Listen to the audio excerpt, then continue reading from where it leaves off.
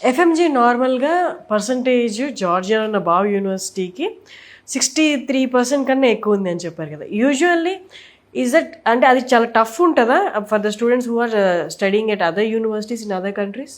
So ఇప్పటి వరకు 2019 కన్నా ముందు ఎంసీఏ ఉన్న టైంలో మనకు ఎఫ్ఎంజీ ఇంట్రొడ్యూస్ చేశారు. సో ఇప్పుడు అది నెక్స్ట్ ఇయర్ నుంచి నెక్స్ట్ ఎగ్జామ్ కాబోతుంది. సో ఇక్కడ చదివినా బయట చదివినా అందరు కూడా ఇక్కడ ఫ్రీ సీట్ వచ్చినా ఇక్కడ ఎన్ఆర్ఐ కోటాలో 1 to 1.5 crore పెట్టి చదివినా సోకాల్ మేము చెప్పిన జార్జియాలా అని లేకపోతే వేరే ఇతర కంట్రీలో చదివినా అందరు కూడా నేషనల్ ఎగ్జిట్ టెస్ట్ నెక్స్ట్ రాసి ఇక్కడ క్వాలిఫై అయితే ప్రాక్టీస్, క్వాలిఫై అయితే పీజీ.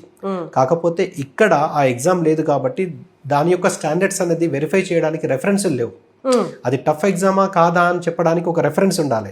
సో నెక్స్ట్ తోటి రీప్లేస్ అయినప్పుడు అప్పుడు ఇండియాలో చదివే స్టూడెంట్స్, ఏది ఫ్రీ సీట్ వచ్చిన students, NRI quota 1 to 1.5 crore పెట్టి చదివిన స్టూడెంట్స్, ఎంబీబీఎస్ అబ్రాడ్లో చదివిన స్టూడెంట్స్ అందరు కూడా కామన్గా ఎండ్ ఆఫ్ ది డే మొత్తం అందరు కూడా కామన్గా ఎంట్రన్స్ ఎగ్జామ్ రాయాలి. ఇది పాస్ అయితేనే ఇది దీని ద్వారా వెళ్తేనే నెక్స్ట్ వాళ్ళ నెక్స్ట్ క్వాలిఫై అయితే ఇండియాలో ప్రాక్టీస్, నెక్స్ట్ క్వాలిఫై అయితే ఇండియాలో పీజీ, ఇండియాలో చదివిన అబ్రాడ్లో చదివిన.